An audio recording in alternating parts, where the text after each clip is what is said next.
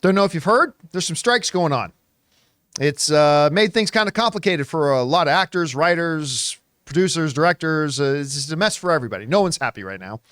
And it's creating, a bit of a gap, if you will, with shows being moved around, some movies being moved, all that kind of stuff. Well, it kind of looks like on the surface, like studios and the entertainment business as a whole are starting to look at alternatives to like more traditional stuff made by, the inside LA, the inside Hollywood machine that creates content.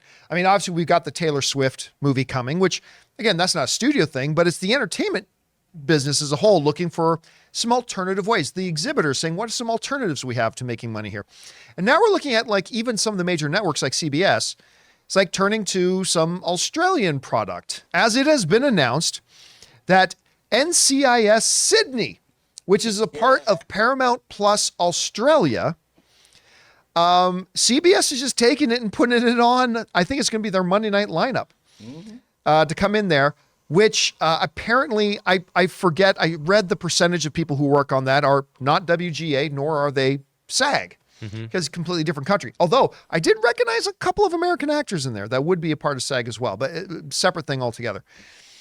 This is an interesting move. Now, I was talking to somebody last night about this story, and I was asking, because they're a little inside, and I asked them, is this like a major power move for like a CBS and the networks to say, well, you know what, we're just going to start pulling content elsewhere? And the person said to me, not really. This is more of a making the best of a bad situation right now. Kind of a situation, which, I mean, look, there could be some really big upsides to something like this. First of all, crime-solving procedurals on TV rule television. They have forever, and they will forever. I think there's 17 NCIS, 5, Law and Orders, 6, what was the original one? CSIs, 6 CSIs. Yeah, all over the place. So, I mean, it's a pretty safe formula for them to do this with. But I have every season on Steelbook. Every single one on Steelbook. Oh, did you know they're all part of the Criterion Collection as well? Oh, yeah. I have those too. Martin Scorsese said it's cinema. It's cinema. So, I mean, the good thing about this could be that it starts to open up maybe some other avenues of content and entertainment that maybe audiences wouldn't be exposed to or have ever checked out or something like this. It's an interesting move, one that clearly wouldn't be happening right now were it not for the strikes going on.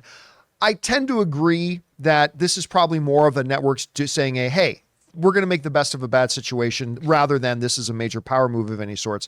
Guys, we want to take a second to thank a sponsor of today's video, Mint Mobile. Signing your life away to a big wireless provider is kind of like being trapped on a roller coaster from hell. Sure, it looks like fun at first. They probably even threw in a free phone, but now you can't get off. Month after month of insane bills and unexpected thrills, like overages and surprise fees. If that sounds like your current big wireless plan, it's time to get off the ride with Mint Mobile. For a limited time, wireless plans from Mint Mobile are just $15 a month. That's unlimited talk, text, and data for just $15 a month. You guys know before I came to Mint Mobile, I was paying triple what I am paying now on the standard big wireless plan, and I will never go back. All plans come with unlimited talk, text, and high-speed data delivered on the nation's largest 5G network. Use your own phone with any Mint Mobile plan and bring your phone number along with all your existing contacts. To get your new unlimited wireless plan for just $15 a month and get the plan shipped right to your door for free, go to mintmobile.com/Campea. That's mintmobile.com/Campea. Cut your wireless bill to just $15 a month at mintmobile.com/Campea.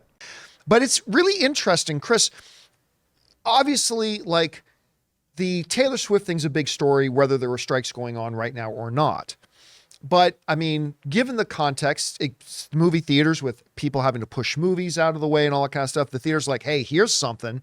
We've got an alternative thing that we can bring in people to the movie theaters without the general Hollywood system and stuff like that.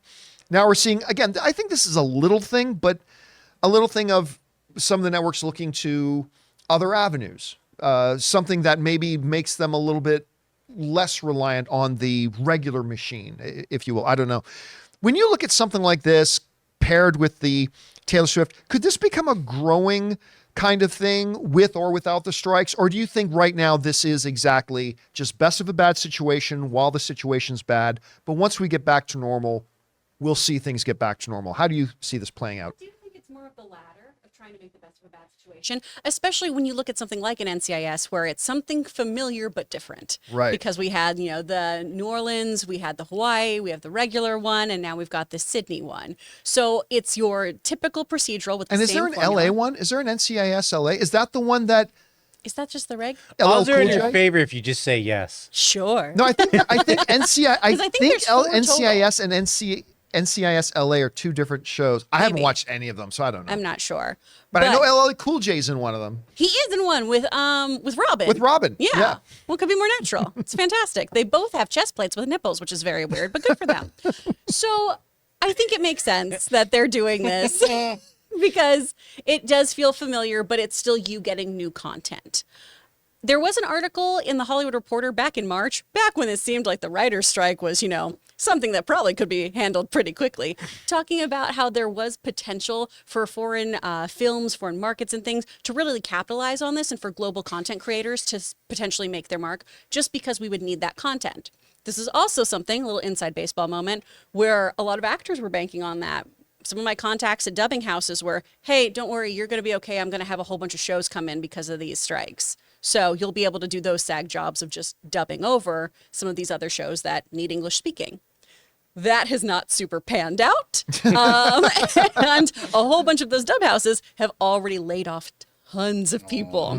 So a lot of that content, the boom of it, I think that we all were expecting, hasn't really happened. So I think it is these kinds of live action shows that are English speaking that a lot of these other streamers are going to start moving on over to their accounts. But I mean, I say that as a huge fan of BritBox. Gosh, I love an English murder. Brits are so good at murder and Murder Sullivan. It's so good. Love it. Do you think though that if, once the strikes end, because at some point they're going to sign a deal. The opposing sides are all, day. at some point, one day, somewhere over the rainbow. But when that does, do you think something like this, where networks could start looking elsewhere to these other markets to bring them in still, even once the regular machine gets rolling again? Sure. I mean, you just look at how communications changed over the past few years. The world's gotten so much smaller. We're so much more interconnected. And that's happened with our news, and that's definitely happening with our media, too. It is kind of odd to me, honestly, that we are very, at least here in America, we are very American-centric with our shows. Which makes sense. It totally makes sense, but we also have so many other options out there, right? The same way American films, a lot of times we look at the global box office, and I don't see us, going, oh, well, I saw this really, really great other film from, Australia or whatever, and we don't really think about that as part of our film consumption. We think about that as foreign films. So I think it makes sense, especially with how shows like this do crossovers and everything, that we're going to start getting more and more interconnected and having a more global scale for our TV and film. All right.